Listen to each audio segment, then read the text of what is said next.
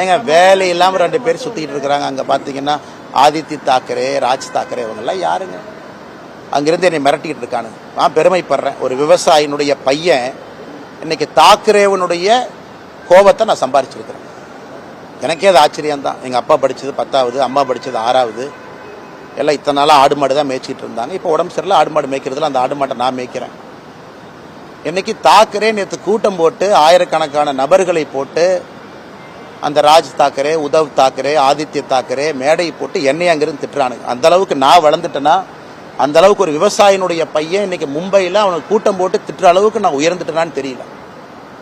அதனால் இந்த பாலா சாஹேப் தாக்கரே அவர்கள் மீது மிகப்பெரிய மரியாதை நான் வைத்திருக்கின்றேன்.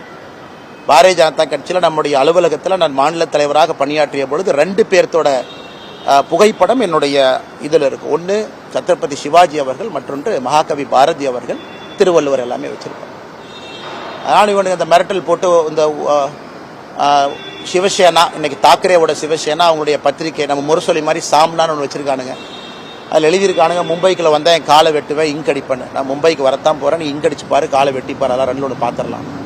அதனால் இந்த மிரட்டல் உருட்டுருக்கெல்லாம் நான் பயந்துருந்தா ஊரில் உட்காந்து என் கிராமத்துக்குள்ளே சொந்த ஊரில் தான் இருக்கணும்.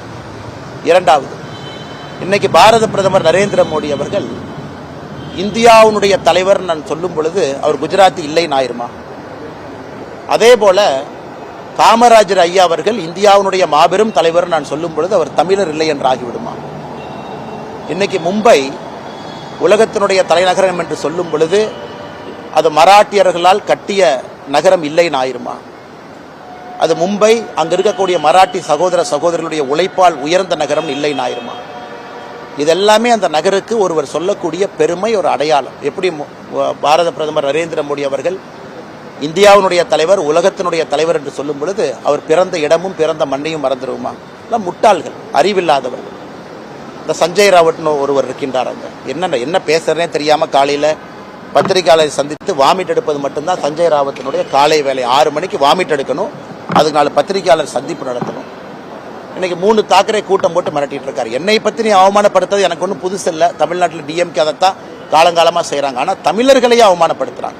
இந்த லுங்கி கட்டினவனுங்க, வேட்டி கட்டினவனுங்க, இவனுங்களாம் இப்படி, இவனுங்களாம் அப்படின்னு. அதே கூட்டணியில் திராவிட முன்னேற்ற கழகம் இங்கே இருக்கிறாங்க. இதுதான் ஆச்சரியம். அதனால் அது திமுக தமிழகத்தில் இருக்கட்டும், அங்கே இருக்கக்கூடிய இன்னைக்கு இருக்கக்கூடிய இந்த உத்தவ் தாக்கரே, ராஜ் தாக்கரே, ஆதித்ய தாக்கரேவாக இருக்கட்டும், இவர்கள்லாம் மிரட்டி தான் அவங்க பிளப்பை ஓட்டிக்கிட்டு இருக்கிறாங்க. நம்ம பயப்படுவோம்னு நினைக்கிறாங்க. இது பாலா சாஹிப் தாக்கரே அவர்கள் இருந்திருந்தால் இவங்கெல்லாம் இருந்திருக்கவே மாட்டாங்க. அப்பாவினுடைய பெயரை கெடுப்பதற்கே ஒரு 3 பேர் அங்கே சுற்றிக்கிட்டு இருக்கிறாங்க. அதனால் அந்த காலை வெட்டுவேன், கையை வெட்டுவேன், இதுக்கெல்லாம் பயப்படுற ஆள் நான் கிடையாது. அதே நேரத்தில் ஒரு விவசாயினுடைய மகன் கிராமத்திலேருந்து வந்திருக்கக்கூடிய நான் தாக்கரே மீட்டிங் போட்டு லட்சக்கணக்கான ஆளை போட்டு ஸ்டேஜில் என்னை திட்ட அளவுக்கு வளர்ந்துட்டேன்னு நினைக்கும் பொழுதும் கூட அந்த பாரதிய ஜனதா கட்சி தான் அந்த வாய்ப்பையும் எனக்கு கொடுத்துருக்குன்னு நினைச்சு நான் பெருமையும் அடையும்.